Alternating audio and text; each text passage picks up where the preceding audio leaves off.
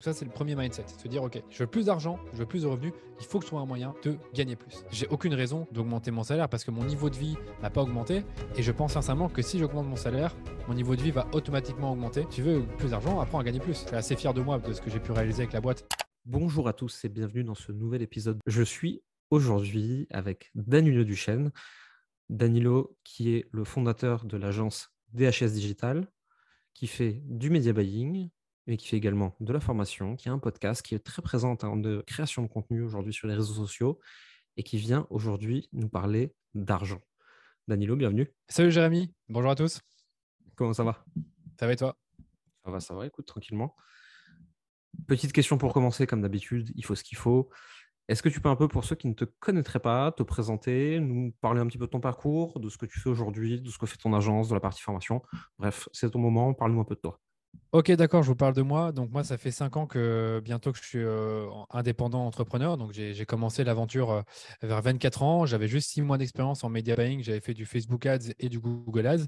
Et j'ai eu très envie de créer ma petite entreprise de consulting quand j'ai vu tout doucement que j'avais des demandes. Donc j'avais créé un blog il y a quelques mois auparavant qui commençait à avoir la visibilité sur Internet et qui a fait que j'ai eu des demandes.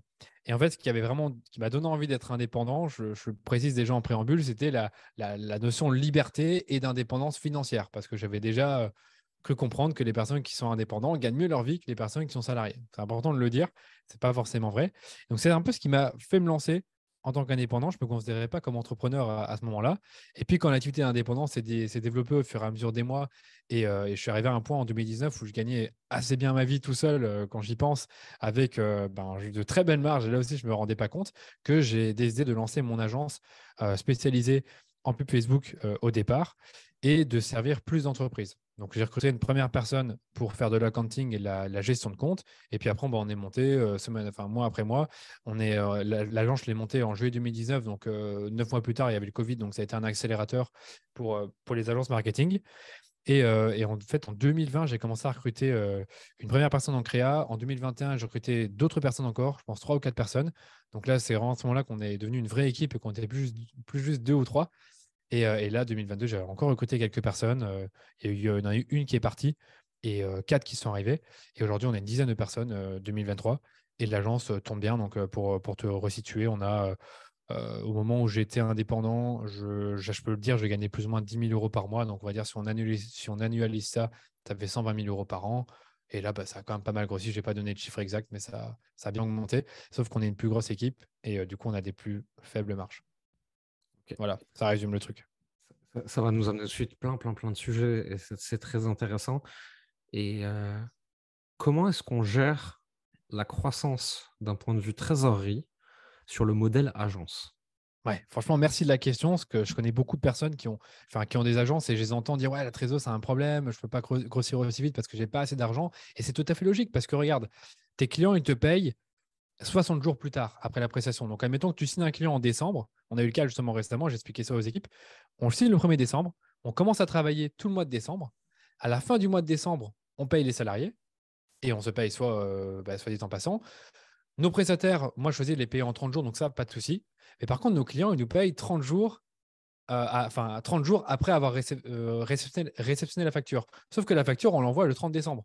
Donc celui qui a commencé le 1er décembre, on envoie une facture le 30 décembre et il paye seulement, généralement, en moyenne, 30 jours plus tard. Donc ça veut dire que pour une prestation qui a été démarrée en décembre, on est payé fin janvier, alors que derrière, on a payé quasiment 2 fois les salaires, tu vois. Donc évidemment, niveau trésorerie, c'est pas facile.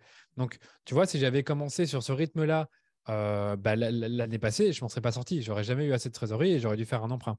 Mais le truc, c'est que moi, pendant plusieurs années, j'étais ultra. J'ai fait très attention à l'argent. C'est-à-dire que dès que je gagnais 1 euro, je ne le prenais pas. En fait, je le laissais sur le compte en banque. Et je me rappelle que quand j'ai créé l'agence, j'avais déjà été indépendant pendant un an et demi et j'avais déjà 30 000 40 000 euros sur le compte en banque, tu vois, avant même de commencer. Donc, je ne partais pas à zéro du tout. Et en fait, en 2019 et 2020, comme on n'était pas beaucoup et que moi, je continuais à gérer des comptes, en fait, c'est comme si j'étais un indépendant avec ses propres comptes. J'avais mes formations en ligne. J'avais également Quentin qui avait ses propres comptes. Donc, on faisait des marges ultra élevées, mais genre 50%. Donc, si on faisait un chiffre d'affaires de 25 000 euros, il nous restait 12 500 euros à la fin du mois, tu vois. Et donc, du coup, ça a permis de faire grossir la trésorerie mois après mois Bon, je ne vais pas dire le montant, mais en tout cas, c'est une belle trésorerie qui fait que clairement, on peut avoir plusieurs mois sans être payé et de continuer à payer les salaires. Tu vois, c'est pour te dire à quel point c'était un sujet important pour moi parce que quand j'ai compris le compte en banque qui grossissait, j'ai pas voulu que ça s'arrête. Donc, je me suis dit, bah, tant que ça grossit, moi, j'y vais, je prends pas d'argent. Tout ce que je fais, c'est prendre mon salaire à la fin du mois. Et même ça, on en parlera peut-être après, je l'ai quasiment pas augmenté en 3 ans, mon salaire, parce que j'ai jamais eu besoin de le faire, tu vois. Mhm. Donc, tu vois, tout ça a fait que, comme j'ai été très prudent avec l'argent et que j'ai pas fait n'importe quoi en termes de frais, et que dès que j'ai fait un frais pour l'agence, je me suis assuré qu'il y avait un retour sur investissement, on n'a jamais vraiment eu de problème de trésorerie, tu vois. Mais voilà comment tu peux gérer ta trésorerie. Concrètement, il faut avoir un peu de cash flow d'avance parce que inévitablement, tu devras payer tes salariés avant et tu devras attendre que tes clients te payent. Hyper intéressant. J'ai une question qui me vient et j'attends pas que tu me répondes sur tes chiffres, mais Ouais, c'est ouais. plutôt c'est quoi la marge moyenne dans le milieu des agences? Est-ce que tu la connais? Parce que je serais curieux de savoir. Ouais, je pense que c'est 20 à 25%. Moi, je Ok. vise plus de 30%. Et honnêtement, Mhm. là, on n'y est pas. Donc, je sais qu'avec mon équipe, enfin, j'ai calculé toutes mes marges. Donc, pour te dire, je l'ai fait récemment. Pour moi, la marge avec uniquement les salaires, c'est 50%. Donc, moi, Ok. quand je gagne 3 000 € sur un compte, je ne veux pas payer de plus de 1 500 € de salaire. Mhm. Sinon, c'est Ok. qu'il y a un problème. Parce qu'après, il y a des frais de distribution, donc les outils qu'on va utiliser pour prester le service, des frais fixes, donc ça peut être par exemple, ça peut être les bureaux, ou alors des frais variables, ça peut être le fait d'acheter des ordinateurs, acheter des formations. Si on fait des événements, de l'événementiel, ben, il faut aussi les payer. Et en plus de ça, il y a tous les outils. Donc tu vois, tout ça fait que ça grappille encore des marges. Donc moi, déjà, dès le départ, je ne veux pas payer plus de 50% de mon service dans les salaires. Mais la marge moyenne en tant qu'agence, moi j'ai souvent entendu que c'était 20 à 25%. Moi je vis 30. C'est intéressant. Parce que tu vois, dans le milieu du coaching, de l'infoprenariat, tu vas plutôt avoir des marges qui sont entre 30 et 50%. Sauf ce que les gens ne disent pas, c'est est-ce qu'on parle de marge en croissance? Est-ce qu'on parle de marge en stabilisation? Est-ce qu'on parle de marge quand tu es là depuis longtemps? Moi, je Ouais, sais je vois ce que tu veux dire. que. Ouais, ouais, parce que ça, c'est intéressant. Parce que moi, j'ai écouté des Américains il n'y a pas longtemps qui disaient en croissance, si tu es entre 0 et 20% de marge, c'est OK. En Oui, je suis d'accord. stabilisation, tu dois être à plus. Moi, c'est le cas. Voilà, c'est ça. En croissance, je suis plus entre 0 et 20. Mais après, il y a des mois où je me rattrape parce qu'on fait des. En fait, la particularité de mon business, c'est que j'ai la formation en ligne. Et ça, c'est des Hmm. marges à 85%. Je les ai aussi calculées. Donc, évidemment, s'il y a des mois où je vends plus de formations en ligne, je suis vraiment bien au niveau de l'agence et ça vient lisser mes marges. Mais c'est clair qu'en croissance, c'est bien d'être entre 0 et 20. Ça me paraît plus cohérent. Et c'est vrai qu'en stabilisation, entre 20 et 30, c'est un minimum. Et là, aujourd'hui, on essaye d'arriver à la stabilisation parce qu'on ne va pas recruter avant d'avoir dépassé ce seuil des 30%. En tout cas, moi, c'est ma Hmm. règle que je me suis fixée. Ouais, il y a aussi beaucoup de gens qui calculent les employés d'une boîte en fonction du chiffre d'affaires. Et alors, j'ai vu des chiffres. Moi, j'arrive pas à me les approprier puisque, effectivement, moi, j'ai que des free dans mon équipe, etc. Ah ouais, ouais. J'ai personne en CDI. Et qui disait que globalement, il faut 250 000 € de revenus générés par salarié. Moi, c'est 100 000, la target. C'est 100 000. Donc, D'accord? si je fais 1 million, je vais avoir 10 personnes, en gros. Ok, d'accord, c'est intéressant. Mm. Après, encore une fois, c'est les chiffres que moi je donne là, c'est des trucs lus dans des bouquins de management américain. Je ne sais pas comment ça s'applique en France, je ne sais Ah, pas ah. comment font les Et je vais te autres. dire, et en fait, comme toujours, aux USA, tout est fois deux. Donc, mais Ouais. vraiment, là, je te le dis de source sûre, je connais quelqu'un qui a une bonne agence qui tourne assez bien, qui m'a donné ce conseil de rester sur une target de 100 000 par personne en termes de revenus. Hyper, hyper intéressant. On parlait avant de salaire, Ouais, et j'ai ouais. remarqué qu'il y a une problématique qui est très fréquente chez les entrepreneurs que je croise, c'est de ne pas se payer, mal se payer, se sous-payer, etc. Et tu me disais, moi je me verse un salaire, mais je ne l'ai pas augmenté depuis longtemps, Ouais, parce que j'en ai donc pas eu besoin. ouais, C'est quoi ta vision de ça? Comment t'as ouais, pensé ça? ouais, j'ai fait un post récemment, donc je peux en parler. Euh, Ma vision, c'était de me dire déjà une augmentation, ça se mérite. Et sur les 2 dernières années, entre 2021 et 2022, je considère que j'ai pas mérité mon augmentation parce que niveau rentabilité, on était moins bien qu'avant. Donc je l'ai dit au départ, on avait une très bonne rentabilité, puis ça a baissé au fur et à mesure. J'ai pas fait les meilleurs recrutements que j'aurais pu faire. J'aurais pu être meilleur parce que j'ai vu des agences croître plus vite que moi. Donc tout ça fait que je me dis, je me sens pas à l'aise de passer mon salaire je le dirai après, je pense que c'était de 2 350 à 3 000 par mois, sachant qu'on est moins rentable qu'avant et qu'en plus de ça, on ne va pas aussi vite que ce que j'aimerais, que la croissance à laquelle j'aimerais aller. Et le deuxième point, mais qui est important, ce que je te disais, c'est que j'en ai pas besoin. Donc, c'est-à-dire qu'à partir du moment où mes charges ne bougent pas trop et qu'en plus de ça, elles sont même réduites parce que mon appartement me coûte moins cher que quand j'étais locataire, j'ai aucune raison d'augmenter mon salaire parce que mon niveau de vie n'a pas augmenté. Et je pense sincèrement que si j'augmente mon salaire, mon niveau de vie va automatiquement augmenter. Euh, Parce que, en fait, il y a aussi un autre point, c'est un peu compliqué sur le coup, c'est que j'ai mon salaire, mais j'ai aussi d'autres façons de me rémunérer, Mm. et notamment pour les droits d'auteur. Et en fait, les droits d'auteur viennent rémunérer mes investissements, enfin, viennent nourrir mes investissements. Donc, mon salaire, en fait, tout ce que je fais, c'est le dépenser quasiment jusqu'au dernier centime, mais souvent, il m'en reste plus que ce que je pensais à la fin de l'année. Donc, ça devient un matelas de sécurité. Donc, voilà, les deux raisons font que, comme je trouvais que je ne le méritais pas, je n'ai pas voulu m'augmenter parce que la rentabilité n'était pas forcément au rendez-vous. Et moi, j'en attendais plus de moi. Et ça fait partie de la culture, c'est de dire même aux salariés de la boîte que les salaires se méritent. Et que quand moi, je leur dis, moi, je ne m'augmente pas, si vous me demandez sur une année de 2 augmentations, moi, je trouve ça un peu bizarre. Mm. Et le deuxième point, comme je le disais, c'est que mon niveau de vie n'a pas forcément beaucoup bougé, mais mes besoins, en fait, n'ont pas forcément augmenté, donc pas besoin d'augmenter mon salaire. Voilà.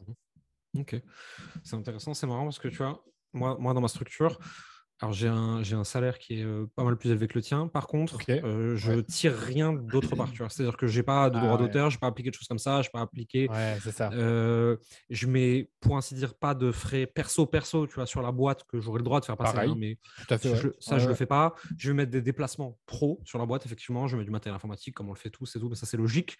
C'est logique, ouais. Mais à part ça, pas. Toutes les personnes qui font ma gestion, ma compta, me disent depuis des plombes, C'est une bonne impute gestion, ouais. une partie de ton loyer, je le fais pas. Ouais, ouais, voilà, moi j'ai pas dit tout ça. Moi j'implique une partie de mon loyer. Dès que je fais un voyage, quasiment à tous les coups, je le mets en frais, sauf si c'est des vacances. Euh, les restos, en fait, les restos, c'est une politique un peu différente. C'est que dès que j'invite quelqu'un, je le mets en frais. C'est pas compliqué. Mhm. Donc voilà. Non, oui, mais ça, à ce niveau-là, c'est vrai qu'il y a certaines dépenses que je mets en frais, peut-être que tu mets peut-être pas. Donc il y a Ouais, ça voilà. aussi. Donc, tu vois, au final, on se paye pareil, mais de la même façon, c'est rigolo. Voilà. Tout cet argent, tout cet argent. C'est les gens qui nous écoutent, ils vont se dire ça y est, il roule sur l'or, il a des sacs de Non, billets sous pas son du lit. tout. Franchement, pas du tout. Disclaimer pour les gens qui nous écoutent, les entrepreneurs indépendants qui commencent à générer des revenus annuels sympathiques, que ce soit le cas de Danilo, que ce soit mon cas, etc. On gagne bien notre vie, hein, on est de loin pas à Oui, plaindre, faut pas mentir. Faut pas mentir. Mm. mais ne pensez pas non plus que, enfin, je veux dire, on n'est pas Bill Gates, quoi. Loin de Non, non, là. absolument pas. Mais c'est clair que quand tu commences à générer des dizaines de milliers d'euros par mois, tu Hmm. dois faire attention tu dois faire attention à pas tomber dans le piège où tu commences à t'augmenter trop vite ton salaire. Parce que moi, je sais que je pourrais me permettre d'augmenter encore mon salaire, même aujourd'hui avec les marges qu'on a, je pourrais l'augmenter. Et d'ailleurs, c'était une partie de la réponse que je voulais te dire, c'est que j'ai demandé récemment à mon comptable une augmentation de salaire je lui ai dit, écoute, moi, j'aimerais bien augmenter peut-être de 150 euros net, ce qui est rien du tout. Donc, au lieu de Hmm. passer au lieu d'être à 2350, je passerai à 2005. Il a fait le calcul, ça revient quand même à 3600 euros en plus sur l'année, quoi. Pour Hmm. 150 euros net par mois, c'est là, bon, c'est quoi, je vais prendre autrement. Hmm. Donc, T'as quoi comme structure de société? moi, je suis en Belgique et j'ai une SRL, mais j'ai aussi une société en France depuis peu. Donc, là aussi, je m'interroge Ok. sur le fait de me chercher un revenu via cette société-là. Mais là, tu vois, j'ai pas la réponse et c'est un truc que je dois encore demander au comptable. Hmm. Donc, ouais, en France, j'ai une SARL, je pense.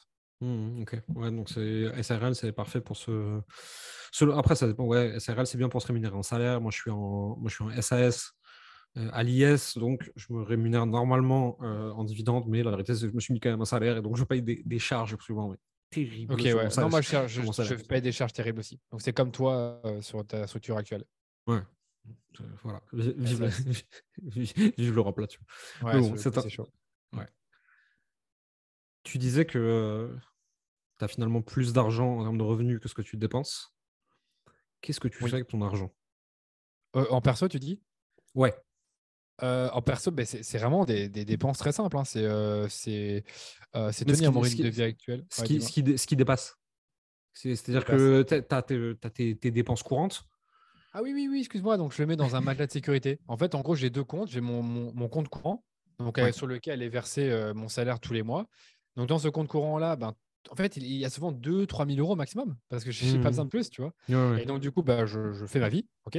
Et en fait, ce que je fais, c'est que moi, tous les mois, je verse 10% de ça sur mon compte épargne. Donc, ça fait à la fin de l'année, ça fait juste 3 000 euros. Et généralement, c'est des choses qui vont payer mes vacances ou payer un frais Mhm. exceptionnel ou peu importe, tu vois. Donc, je sais que ça va finir par partir. Et en fait, quand il reste un peu plus d'argent, ce que je fais, c'est que je le mets encore une fois dans le compte épargne. Mais là où vraiment je dois être honnête, c'est que mes investissements et mon épargne, je la fais via d'autres sources de revenus de ma société qui sont des droits d'auteur. Et voilà, ça, il faut quand même le préciser. Ok. Et t'as investi dans quoi, du coup? Ouais, donc moi j'investis enfin, là, actuellement j'investis dans trois trucs. Donc crypto-monnaie, actions, donc en bourse, et les actions sur le marché privé via Caption. Je ne sais pas si tu as déjà entendu parler. Non, ça, je connais pas. Ok, bah, je vais vous en parler. Et j'ai aussi investi dans l'immobilier l'année dernière. Donc j'ai pris en gros Ok. de l'argent que j'avais sur le côté. J'ai payé une partie du bien, donc je pense que c'est 10%. Mhm. Et j'ai payé des meubles, etc. Et je suis dans un appartement qui m'appartient. Donc ça, c'est plutôt cool parce que si je veux, je peux le louer et à ce niveau-là, j'aurai un rendement intéressant. Et donc, du coup, pour les investissements que je fais actuellement, c'est des investissements qui sont quand même récurrents. Donc, je prends quand même le temps d'investir, de me renseigner, d'apprendre un peu ce métier-là. Donc, je fais des erreurs. Donc, j'investis, comme je disais, en bourse, dans les crypto-monnaies et sur Caption via le marché privé. Donc, en gros, c'est dans des startups, dans des scale-up français généralement. Ça peut être Mhm. Blablacar, par exemple. Tu vois, c'est un très bon exemple. Ils sont sur Caption. Et en fait, sur Caption, il y a des gens de chez Blablacar qui peuvent être des salariés, qui peuvent être des dirigeants, qui vendent une partie de leurs actions. Et en fait, Mhm. ils les mettent sur le marché privé ou marché secondaire, je ne sais plus comment on l'appelle, et Caption, ils te permettent d'acheter des parts. Donc moi, ce que j'ai fait, c'est que j'ai pris quelques projets qui m'intéressaient, que vous devez connaître, hein, Payfit, par exemple, Mhm. Ledger, Colony, donc des très belles entreprises qui ont des ambitions internationales, qui sont déjà très rentables et qui ont, pour la plupart, le but un jour ultime de faire une IPO. Donc en fait, quand il y aura l'IPO, ce sera le moment de revendre les actions parce que là, on pourra les revendre puisqu'elles seront sur le Mhm. marché public. Et même s'ils ne font pas d'IPO, tu peux quand même les revendre. Et donc là, en fait, je me concentre quand même pas mal parce qu'il y a pas mal d'opportunités. Et donc tous les mois, tous les 2 mois, je vais chercher, enfin, je vais attendre qu'un deal arrive et je vais voir si je me positionne dessus ou pas, tu vois. Donc ça, c'est ce que je fais pas mal actuellement, donc Caption. Après, en bourse, ça fait plusieurs années que j'investis. Donc, au début, j'ai investi peut-être 1000 ou 2000 euros par an. Puis après, j'ai un peu augmenté au fur et à mesure du temps. Et j'ai investi principalement dans des actions tech. C'était mon erreur parce que l'année passée, la tech s'est pas mal effondrée. Donc, Mon portefeuille, il est dans le vert ouais, quasiment partout. Et juste la tech, j'ai des moins 40%. ouais, c'est ça. Moi, ce que J'ai j'ai eu acheté l'année passée. n'importe comment. Ouais, moi aussi, c'est ce que Je j'ai eu l'année comprends. passée. Et en fait, la grosse erreur que j'ai faite, c'est que l'année passée, j'ai vraiment commencé à investir sérieusement avec beaucoup plus de montants que ce que j'avais avant. Ouais. Et en fait, j'ai acheté les actions quand j'étais au plus haut, donc en janvier, février, mars, et j'ai investi dans des Shopify, dans des Snapchat que je n'avais pas avant, dans des Amazon, dans des Google. Donc vraiment, toutes les actions tech que vous connaissez, j'en ai plus d'une dizaine. Et donc ça a bien baissé. Et j'ai encore quelques actions par-ci, par-là, des En fonds. plus, Amazon, ils ont splitté leurs actions et tout. Enfin, c'est... Ouais. Donc c'est vrai que pour l'instant, mon portefeuille, il est remonté depuis le mois de janvier, mais en gros, pour vous dire, j'avais plus 60% en fin 2021 et ça faisait 4 ans, 4-5 ans que j'investissais. Donc je pense que j'avais investi plus ou moins 10 000 et j'avais 20 000. Et là, j'ai bien baissé, quoi. Je ne sais plus je suis à combien, pour être honnête avec vous, mais j'ai bien baissé. Donc ça, je sais que ça remontera un jour, mais c'est le conseil que je peux déjà donner, c'est ne pas investir de l'argent dont vous avez directement besoin et surtout Mhm. investissez selon un horizon de temps qui est pertinent par rapport à votre âge. Donc, moi, j'ai commencé à investir à 24 ans, j'en ai 29 maintenant, je peux encore me permettre d'attendre 10 ans avant de récupérer mon argent parce que j'en ai pas besoin et que j'ai aussi confiance en moi, ma capacité à générer de l'argent avec ma société, tu vois. Mhm. Donc, tu vois, c'est pour ça que je fais des investissements qui sont assez risqués et que là, je suis pas du tout inquiet en fait. J'ai rien revendu, j'ai rien touché. Mais après, derrière, par rapport à d'autres investisseurs, je suis beaucoup moins liquide parce qu'une grosse partie de mes investissements sont dans les cryptos et les actions. C'est pareil Mhm. pour les cryptos, hein. Les cryptos, j'ai fait all-in en 3 mois, j'ai mis 10 000 et il m'en restait, il y a un moment, il restait 4 000. Donc là, ça remonte, etc. Mais c'est pas comme c'était avant. Donc il faudra peut-être quelques années avant que ça remonte. Mais là, heureusement, j'ai pas fait l'erreur d'investir dans des projets de merde. J'ai investi beaucoup dans l'Ethereum, dans le Bitcoin, dans le Solana. Avalanche, enfin des projets qui étaient quand même sérieux et qui ont survécu. Solana, il a pris cher, hein. Il a pris très cher. Moi, je suis acheté à 100 et je sais qu'il était descendu jusqu'à 10. Mais voilà, il reviendra un jour, j'ai confiance. C'est quand même un truc qui était. C'était quand De, même un de ce que, protocole qui était. de ce Ouais. que j'ai suivi de loin, c'était un bon projet, mais ils étaient déjà un peu en difficulté, je sais plus pourquoi. En plus, ils ont pris des ricochets de FTX et tout. Enfin, Voilà. les pauvres, ils bossent pourtant et ils ont pris cher dans la gueule, quoi. Ouais, mais voilà, c'est ça que je veux dire. Ils ont pris cher dans la gueule, mais ça reste quand même un truc qui est. Tu vois, ils survivent malgré tous les problèmes, ils arrivent à Mhm. survivre. Donc, je pense qu'ils finiront par remonter parce que je sais qu'ils ont vraiment un bel avantage par rapport à la blockchain Ethereum. Donc, Mhm. on verra. Mais après, c'est comme ça que c'est ça l'investissement, c'est qu'on fera des erreurs. Il y a des trucs où on sera perdant et il faudra bientôt, Ouais. il faudra peut-être s'en séparer de certains, quoi. Mhm. Donc, voilà. Donc, tu vois, c'était ça que j'ai fait enfin, ces dernières années. C'était 3 types d'investissements qui sont tous finalement assez risqués, hein. Il n'y a rien qui n'était Mhm. pas risqué dans ce que j'ai fait, hein. Donc, Ouais, de toute façon, en fait, c'est toujours un arbitrage à faire sur quel risque, quel rendement tu cherches, en fait. oui, Et c'est ce qu'on répète toute l'année sur Internet. Il faut que les gens ils s'en rendent bien compte, hein. Si vous pouvez gagner beaucoup très vite, c'est que vous pouvez tout perdre très vite. ouais, c'est clair. Non, c'est vraiment ça. C'est vraiment ça. Moi, j'ai été vraiment attiré par l'appât du gain sur la crypto-monnaie. J'ai peut-être été un peu trop vite Mhm. parce que là, je te dis, la crypto, c'est beaucoup moins stable que c'est encore plus volatile, pardon, que les actions. Je dis pas que c'est stable. C'est difficile de dire que ces deux classes d'actifs sont stables. Donc, tu sais pas trop quand ça va remonter. Mais de ce que j'ai cru comprendre avec les mois de soucis qu'il y a eu, c'est que les cryptos suivent l'économie et suivent les actions. Donc, si les actions baissent, maintenant les cryptos baissent. Donc, Ouais, mais c'est parce que aujourd'hui, en fait, si tu veux, tu as beaucoup de gros fonds, de très très gros investisseurs, les whales, ouais. les baleines qui sont investis en Les crypto. Wales, ouais. Ouais. Et en fait, si le marché boursier se pète la gueule, ils ont besoin de réallouer certains de leurs actifs, de faire la réallocation d'actifs. Et donc, pour ça, ils vont prendre leur marge à certains endroits. Où est-ce qu'ils vont liquider les positions premières quand ils ont besoin de trésor? C'est un crypto, tu vois. Ouais, voilà, bah, c'est un Euh, peu ça que j'avais compris aussi. C'est que les whales hmm. les baleines font baisser le cours de l'action quand ils décident en effet d'aller mettre leur argent ailleurs, si les taux d'intérêt ont augmenté ou si la bourse a un peu baissé et qu'elle va remonter. Et Euh, de la même façon, hein, si tu regardes hein, le cours des montres de luxe, ces 2 dernières années a été très, très indexé aux crypto. ok, d'accord. Ok. Parce que qui est-ce qui achète en masse des Rolex, des Audemars Piguet, des trucs comme ça, quand ils ont énormément d'argent? C'est les crypto bros en bull market. Ok. Ils ont gagné des millions en Ethereum, ils savent pas où le foutre. Ah, c'est trop marrant ça. Et ils vont acheter des montres et tout. Alors, il n'y a pas que ça, il y a plein d'autres trucs qui rentrent en ligne de compte, la conjoncture mondiale. Tu as d'autres gens qui ont besoin de récupérer du cash parce qu'ils sont un peu dans la merde, qui vont revendre des montres qu'ils avaient et tout. Mais tu as quand même une grosse corrélation sur les modèles dits tendances chez les plus jeunes, hein, chez les Ok. 18-30 ans. Et ceux-là, vraiment, on les a vus se diviser par deux sur leur prix au marché gris quand le cours des cryptos s'est effondré. Ok, d'accord. Vraiment intéressant. Sur le marché gris, sur le coup. C'est pas sur le marché des actions. D'accord. Non, non, bien sûr. Ok, d'accord. Ouais, j'allais Les dire, montres de luxe, c'est vraiment l'objet. Parce que si on connaît, alors attention, disclaimer, comme d'habitude, tout ce qu'on se raconte là, c'est nos expériences, c'est nos avis, etc. On n'est ouais, pas c'est pas des conseiller en conseils d'investissement. investissement. Ouais. Investir comporte des risques, blablabla. Branchez votre cerveau, faites bouger vos neurones, faites Oui, pas oui, n'importe c'est pas quoi. des. Et surtout que nous aussi, on a pris des coquilles, donc ce qu'on dit là, c'est juste notre opinion. Euh, Moi, je trouve que les montres, alors j'aime ça. Déjà, n'investissez pas dans des trucs atypiques. Si vous aimez pas ça, ça n'a aucun intérêt, c'est débile. Euh, c'est un bon moyen de stocker de la valeur, je trouve. Oui, c'est vrai. Et par contre, bah, ça dégage pas de cash flow, t'es pas sûr de revendre plus cher, etc. Tu vois. Après, donc, si t'aimes ça, moi j'aime bien comme classe d'actifs en termes d'investissement. Ok, hyper intéressant. Moi, j'avais pensé aussi à l'art auparavant. Je m'étais renseigné pour acheter des œuvres d'art via un site qui s'appelle Masterworks et qui te permet d'investir à Mhm. plusieurs dans des œuvres d'art. Donc, c'est un Ok, peu. ouais, c'est de la tokenisation d'œuvres Ouais, d'art. c'est un peu ça, sauf que c'est vraiment des trucs réels, quoi. Tu achètes Ouais, vraiment ouais, une bien vraie sûr. peinture. Donc, du Mhm. coup, je dis, ah, et je dis quand tu peux le revendre et tout. Et ben, il dit, bah, ça dépend. Donc, comme ça n'avait pas l'air très liquide, moi, j'étais pas trop chaud. Donc, j'avais pas continué. Mais c'est vrai qu'il faut en effet chercher des classes d'actifs qui vous plaisent, avec lesquelles vous avez déjà des connaissances et dans lesquelles vous êtes prêt, en fait, à mettre une partie de votre argent. Donc, c'est vrai que c'est important, même en bourse, c'est d'aller chercher des entreprises dans des secteurs que vous connaissez, qui vous plaisent, mais quand même rester diversifié. Il ne faut pas non plus avoir un seul secteur comme moi j'ai pu le faire avec la tech, c'est d'en avoir quelques-uns. Par exemple, l'énergie, moi j'ai raté plein de trucs alors que l'énergie, ça a bien monté pendant 2 ans. Mhm. C'était un peu Ouais, bien bête. sûr.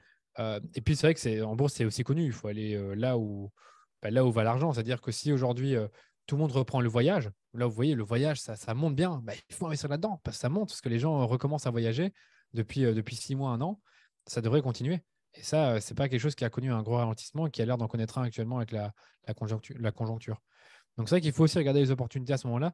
Il- En fait, investir en bourse, c'est pas très compliqué, quoi. Enfin, j'exagère un peu en disant ça, mais Les ETF en plus maintenant. il y a les ouais, ça j'allais le dire aussi, excusez-moi de ne pas l'avoir dit, c'est que moi j'ai aussi des ETF classiques, Nasdaq, Vanguard, etc. Donc, j'en ai quelques-uns. Et c'est vrai qu'une stratégie toute simple, toute bête, c'est d'investir toute votre vie, tous les mois, dans des ETF. On appelle ça le dollar cost averaging. Donc c'est que tous les mois, vous Le investissez. DCA, ouais. Voilà, le DCA, que ça monte ou que ça baisse, vous investissez. Moi, je ne le fais pas. J'aime bien en fait m'amuser à trouver des actions et lire des analyses et voir si j'irai dedans ou pas. Donc pour ça, il y a Snowball par exemple qui est intéressant, mais il y a plein de YouTubeurs Mhm. qui font des S- analyses. Snowball, Il y a qui est une aussi, newsletter payante qui a été ouais, fondée par Johan Lopez, que je recommande vivement. C'est moi je quelques euros recommande par vivement mois. aussi, ouais. Ouais, C'est quelques euros par mois. C'est très, très, très, très très bien bien investi, pour ouais. comprendre l'investissement. Ouais, c'est vraiment bien. Je trouve que lui aussi, il a fait beaucoup d'analyses d'actions et pourtant, il y a plein d'actions qu'il a analysées qui ont des super fondamentaux qui se sont écroulées à la cause de la crise. Mais quand même, comme elles ont des bons fondamentaux et que lui, il fait des bonnes analyses et qu'il te dit celle-là, moi, je pense que ça va aller vers le haut parce qu'ils ont fait ci, ils ont fait ça, ils ont tant de cash financier, ils ont tant d'opportunités avec des potentiels fournisseurs qu'ils devraient aller plus loin. Il y a des risques, etc. Mais au moins, il est honnête et je trouve qu'il donne des bons conseils pour faire du stock picking. Mais le stock picking, ça prend du temps et il faut le faire dans des projets que vous connaissez et sur lesquels vous êtes un minimum renseigné, quoi. Ça, c'est vraiment le conseil que je peux donner, c'est renseignez-vous sur les projets, n'investissez pas dans des trucs que vous ne connaissez pas du tout. Sinon, vous allez encore plus stresser quand ça va descendre parce que vous ne connaissez pas. Mhm. Je réfléchis, il y a un dernier truc qui est intéressant pour la bourse, mais qui est plus une stratégie pour, je dirais, les personnes un peu plus âgées qui ont des plus gros montants à investir. C'est le fait d'investir dans des actions qui versent des dividendes. Parce que si vous avez un portefeuille avec 1 ou 2 millions dedans et que vous avez 2% de dividendes, bah, vous faites 2% de 2 millions, ça fait beaucoup, quoi. Ça fait 40 000 euros hors taxe. Non, franchement, il y a des trucs à faire. C'est juste il faut pas faire Clairement. n'importe quoi. Il faut un peu s'entraîner. Si vous n'êtes pas trop confiant, bah, comme on l'a dit, faites du DCA avec des index qui font que monter sur le long terme. Donc, comme le S&P 500, le Nasdaq, il y en a plein. Il y en a vraiment plein. Voilà, j'arrête. Moi, c'est un peu mes petits conseils sur la bourse. J'ai une croyance, moi, aujourd'hui, et tu me diras si tu la partages. J'ai l'impression que au début, quand tu gagnes un peu d'argent, mais pas encore des grandes sommes, il vaudrait mieux investir sur soi, à savoir se former, rencontrer des gens, accéder à des réseaux, aller à des événements, rentrer dans des masterminds, des choses comme ça. Parce que le retour sur investissement de ton temps est beaucoup plus intéressant que le retour sur investissement de ton capital. Je te développe mon propos. J'ai 10 000 euros à investir. Ouais, Je gagne 2 000 euros par mois. Je me fais accompagner, ou je recrute, ou je vais dans un mastermind, etc. Je peux passer de 2 000 à 5 000 par mois. Ces 10 000 ouais. euros, si je les place, admettons que je suis bon, je fais 10% Alors, par peut-être an, 10%. Ouais, c'est ça. je fais 1000 balles par an. C'est ça. Et donc, en fait, vaut mieux chercher à investir sur soi pour progresser, pour gagner plus, jusqu'au moment où tu mets de côté des sommes que tu ne peux plus investir sur toi. Et là, en fait, tu commences à les placer parce qu'au final, tu vas perdre, entre guillemets, peut-être 2, 3, 4 ans d'investissement en bourse, en crypto, en IMO, etc.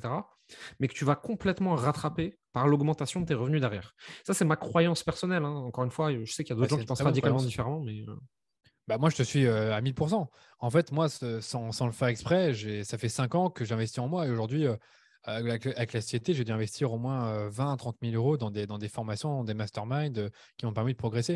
Et en fait, ma hmm. stratégie d'investissement numéro une, c'est de développer des HS. Parce que des HS, ça fait aujourd'hui une rente finalement. C'est-à-dire que Ouais. c'est bénéficiaire. Il y a un résultat positif. Le compte de la société, il augmente. La société m'appartient à 100%, enfin quasiment. Donc franchement, j'ai tout intérêt à développer la boîte parce que c'est ça qui fait vraiment générer du revenu. Et un jour, en effet, je me vois prendre une partie du revenu de la boîte, mais l'investir au nom de la boîte. Ça, on pourra en parler. Hmm. En fait, la distinction entre la boîte et moi, en fait, elle est pas très, comment dire encore. En gros, la boîte, c'est pas moi, mais comme elle Hmm. m'appartient et que j'ai envie de la voir grossir et que j'ai envie de la voir se développer et de financer d'autres projets, j'ai aucun souci en fait à laisser une grosse partie de mes ressources financières dans l'entreprise parce que j'y crois. Et donc, ce que j'allais dire, c'est qu'une partie de la trésorerie, je serais peut-être prêt à l'investir. J'en connais que c'est ce qu'ils font. C'est qu'en gros, ils prennent une partie de leurs réserves opérationnelles qu'ils n'ont pas besoin et qu'ils n'auront jamais besoin et ils les investissent.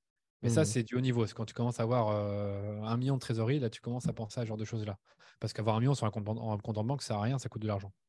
Donc, Ouais, il y comment? en a qui ont ça. Il y en a qui ont ça dans des agences que je connais qui ont ça. Donc, Et après, je pense que ça dépend de ton burn rate aussi, de qu'est-ce que tu brûles en charge fixe tous les mois. Après, ça, il n'y a personne qui est d'accord là-dessus. Bon, on est tous d'accord à peu près qu'en perso, il faut avoir, selon ton profil de risque, entre 3 et 12 mois de dépenses. c'est ça. Ouais. Moi, En je vis 6 mois pro, minimum. ouais, bon, Moi, je vais te dire pour les deux. En pro, je vis 6 mois de dépenses ok. et en perso, 12 mois dans Mhm. mon compte en banque. En cash, disponible en cash. En perso, je les ai largement. En pro, pas du tout. Il faut les avoir. Franchement, il faut. Comme ça, tu es sûr et certain, tu peux dormir sur tes deux oreilles. Vraiment, pour moi, c'est l'un des trucs les plus, en tant qu'entrepreneur, les plus rassurants, c'est de te dire que tu as ce matelas de réserve qui te dit, OK, je peux payer les gens pendant 6 mois. Je peux payer mes charges pendant 6 mois. Et ça, Ouais, non, après, moi quand je calcule mes charges, je calcule notre ad spend dedans. ouais, bah Et voilà, donc, en fait, si je calcule notre ad spend, j'ai 3 mois de trésor. Si demain on fait 0, ce qui n'est jamais arrivé, je ne vois pas comment ça pourrait arriver, on aurait 3 mois de trésor, tu vois. Par contre, si j'enlève Ok, l'ad d'accord. spend en me disant je le coupe si c'est la merde Oui, et je que je vois, oui. regarde juste les salaires, alors là, j'ai 6-8 mois de trésor, je crois, un truc comme ça. Ouais, c'est parfait ça. Ouais, c'est vraiment bien. Bah, ça veut dire que tu as bien géré ta boîte. C'est pas le cas de tout le monde. Hein, il y en a qui se sortent vite des salaires assez impressionnants et qui réfléchissent pas à ça. Mais je pense qu'en effet, si c'est vraiment la merde et que ton produit ne marche plus ou je ne sais quelle raison, et que tu fais plus de publicité et que tu as 6 à 8 mois pour payer les gens, payer tes outils, Hmm. etc., c'est parfait. Ouais, après, moi, si tu veux, en termes de gestion, alors encore une fois, bon, moi, ce que je fais, c'est pas la même chose que toi, parce qu'on n'encaisse pas de la même façon, à la même vitesse, etc. Donc, Exactement. il y a Ouais. des spécificités qui sont quand même très importantes. Mais en fait, moi, très simplement, j'ai toujours regardé le cash encaissé mensuellement et pas le cash à venir hypothétique. Et donc, j'ai toujours pris mes Euh, décisions financières, non pas en fonction de la LTV, non pas en fonction de la durée de vie d'un client, de combien il allait me payer sur la durée, des paiements que j'attendais, mais toujours en fonction de l'argent que je je recevais vois. sur le mois en cours. Ouais, je vois, moi c'est un peu ce que je fais aussi. C'est vrai que même si j'adorais de croire que mes clients vont rester à vie, c'est clair que je regarde ce qui est prévu le mois suivant en termes de revenus. Mais ça, je le sais parce que si un client reste, il doit me payer Oui, à la oui. fin du mois, quoi. Mm. Mhm. Mais tu vois, j'ai vu beaucoup de gens se dire, je vais encaisser tant dans les 3 à 6 prochains Ah, ben, mois, il y a que donc je ça peux des gens qui font dépenser ça. tant. Ah ben, il y a que ça des agences qui font ça, c'est qu'ils prévoient une croissance de X%, ils voient qu'ils sont sur ces traînes-là depuis des mois et des mois, donc ils disent OK, je vais recruter 10 personnes demain, et comme ça, voilà. Et après, ils sont dans la merde s'ils n'arrivent pas à faire leur chiffre. Et c'est pour ça que tu en as beaucoup qui disent ouais, j'en ai des problèmes de trésorerie. Et moi, je veux pas arriver Mhm. à ce niveau-là, quoi. Même si ils finissent par s'en sortir et c'est cool, c'est quand même stressant. On a vu des belles agences qui ont parlé publiquement de ça, qui avaient été en difficulté, justement, et que c'est sur la gestion de trésor. C'est Kudak qui en a parlé, je crois, Ah ouais, je pense. Ouais, moi, j'ai entendu des trucs qui, comme ça. Ouais. qui effectivement avait fait de la forte croissance, a anticipé des choses, etc. Et s'est retrouvé en termes de trésor, avec justement ce que tu disais au début, on est payé à 60 jours, et qui a dû naviguer un petit peu dans un espèce d'effet ciseau un peu bâtard, où ça n'a pas été facile. Là, ils ont Moi, bien redressé apparemment, mais ouais, mais quand j'entends ça, c'est flippant parce que ça peut casser ta boîte. Vraiment. Donc, on entend ah non, régulièrement des après, il y a boîtes des hein, comme ça. solutions. Ouais, ouais, c'est ça. Il y en a qui sont comme ça, qui n'arrivent plus à payer leurs salariés, ou qui n'arrivent plus à payer leurs fournisseurs, et puis après, ils doivent mettre la clé sous la porte. Donc, après, je sais qu'il y a des solutions. On finit toujours par trouver des solutions, mais je trouve que la trésor, c'est vraiment un enjeu d'avoir ce matelas de sécurité, pas grossir trop vite, parce que la croissance, c'est un truc que j'ai vraiment appris. Ça bouffe de l'argent et ça fait baisser les rentabilités. Donc, c'est-à-dire que les mois suivants, vous allez gagner moins d'argent. Hmm, complètement. C'est quoi ta vision de la richesse, toi, aujourd'hui?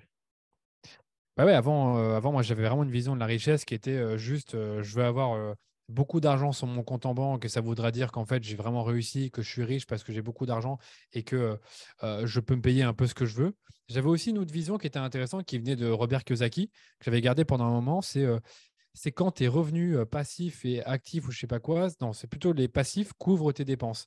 Sauf que j'ai découvert qu'il n'y a pas de revenus passifs. En tout cas, pour l'instant, j'en ai pas encore. Peut-être que quand j'aurai 50 ans, j'aurai peut-être des revenus passifs. Je crois pas au revenu passif. Je pense que Mais c'est un voilà, il y a mythe. personne qui y croit. En fait, C'est c'est comme devenu un les mythe. tunnels automatiques. Voilà, c'est devenu un Euh, mythe. Tu vois, c'est devenu un mythe. Maintenant, de moins en moins de gens y croient. Et donc, du coup, cette définition-là, j'y crois plus trop. Du coup, j'ai du mal à donner vraiment une vraie définition de la richesse au sens propre du terme, c'est-à-dire, euh,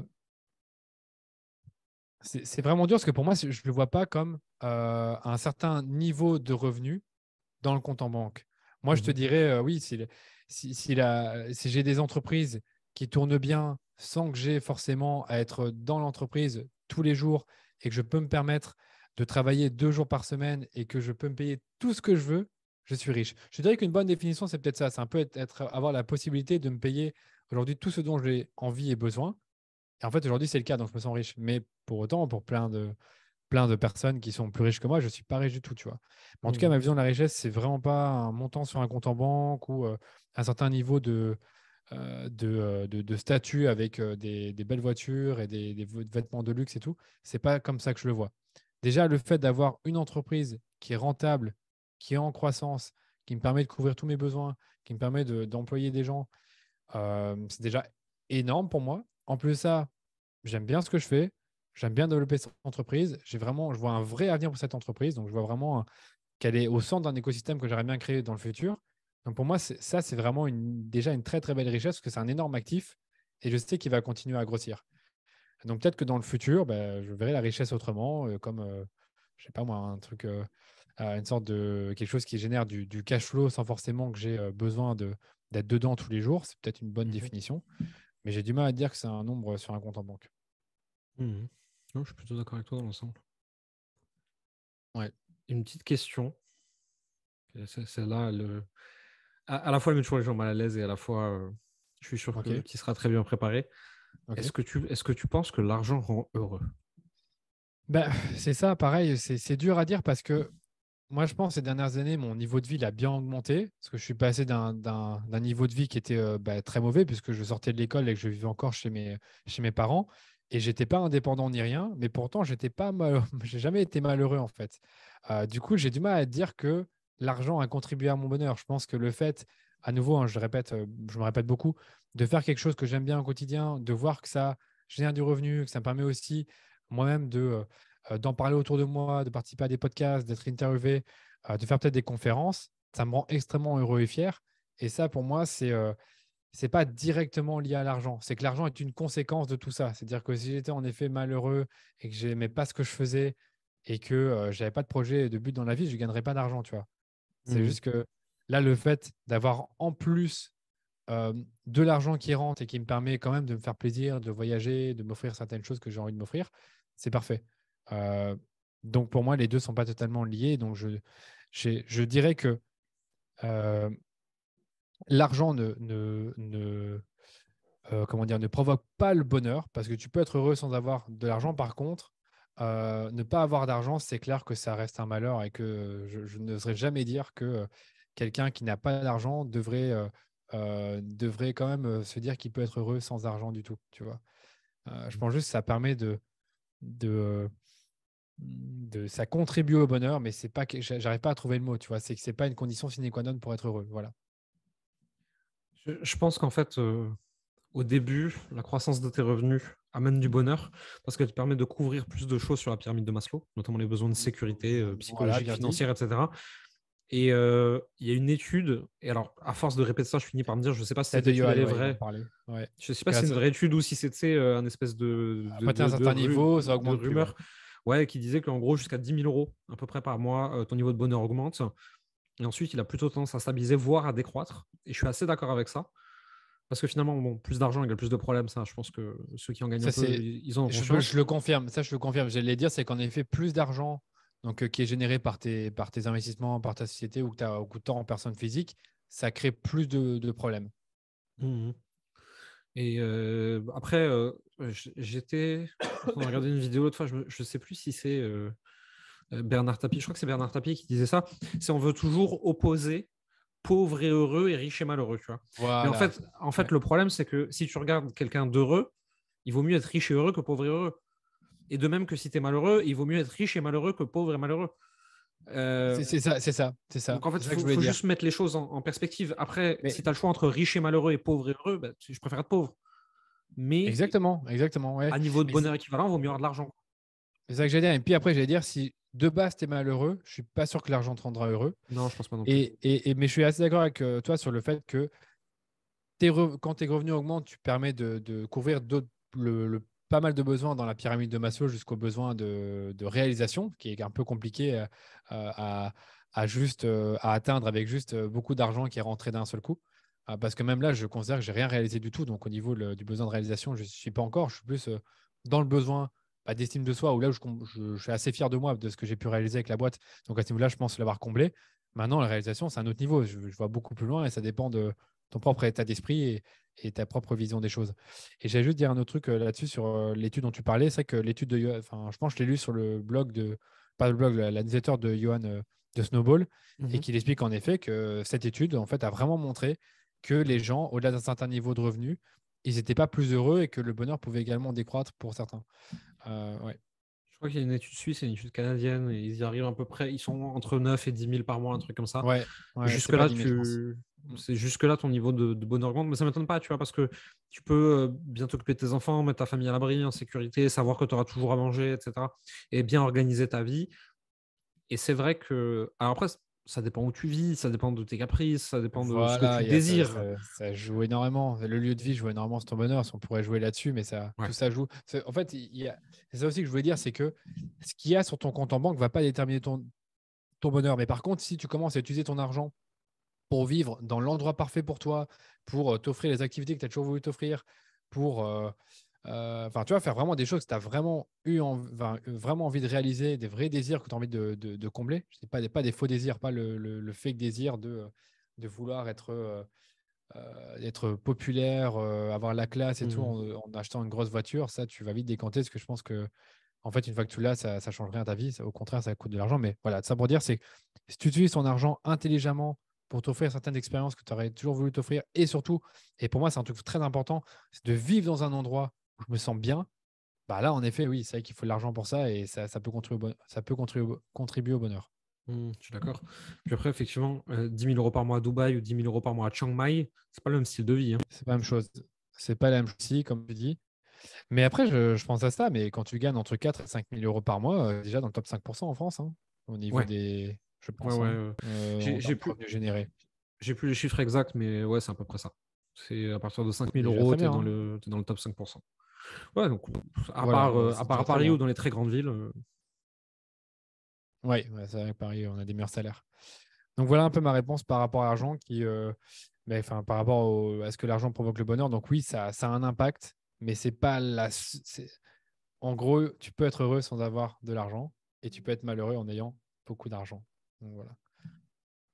Écoute, merci pour le partage. Est-ce que tu voudrais ajouter un mot de la fin par rapport à tout ce qu'on s'est dit pendant ce temps qu'on a passé ensemble? Une question que je t'aurais pas posée, quelque chose que tu aurais envie de nous partager pour des personnes qui nous écoutent, qui commencent à gagner leur vie Ouais, sur Internet et qui se posent des questions en fait sur l'argent, comme tu as pu t'en poser, comme j'ai pu m'en poser. ouais, ouais. Qu'est-ce que tu aurais envie de leur dire? Ouais, moi j'en ai une qui est un truc qui est vraiment quelque chose que je pense vraiment souvent, c'est si je veux plus de revenus, je vais pas commencer à chercher à cutter trop mes dépenses. En fait, j'ai trouvé des moyens de générer plus de revenus. Ça, c'est le premier mindset, c'est de se dire, OK, je veux plus d'argent, je veux plus de revenus, il faut que je trouve un moyen de gagner plus. Mais après, il y a aussi la question de, une fois que j'ai de l'argent, qu'est-ce que j'en fais? Mais il faut apprendre à le dépenser et ne pas le dépenser n'importe comment et le conserver. Donc, il faut vraiment ces deux skills. Il y a le skill générer des revenus, donc la compétence, pardon, générer des revenus, et la compétence conserver son argent.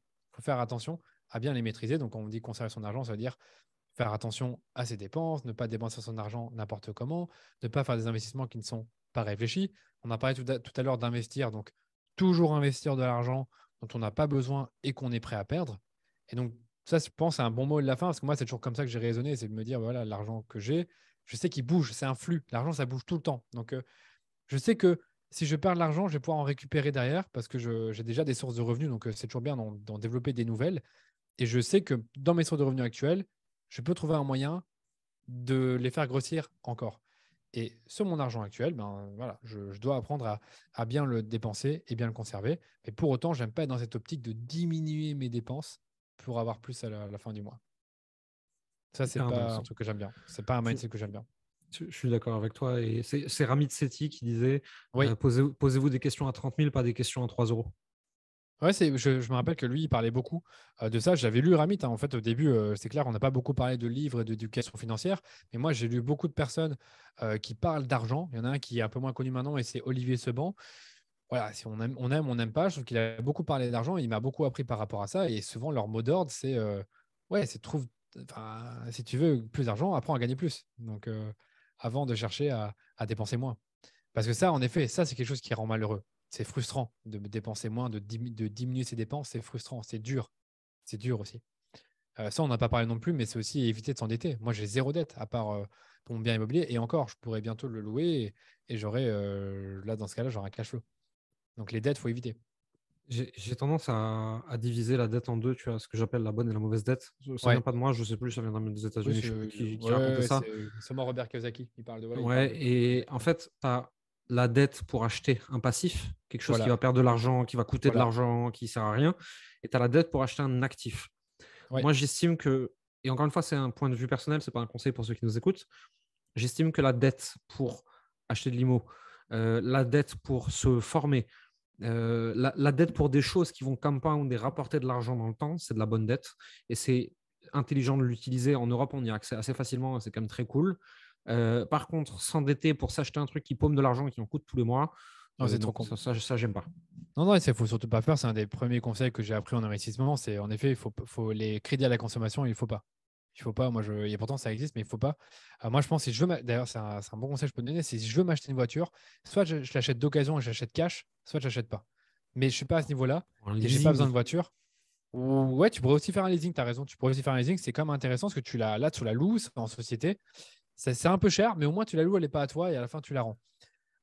D'ailleurs, moi aussi, j'avais aussi remarqué qu'à un moment, quand j'ai commencé à gagner un peu d'argent, les 2 premières années que j'étais corps indépendant, mais comme j'avais des grosses marges et que je ne savais pas quoi faire comme frais, j'ai acheté une voiture.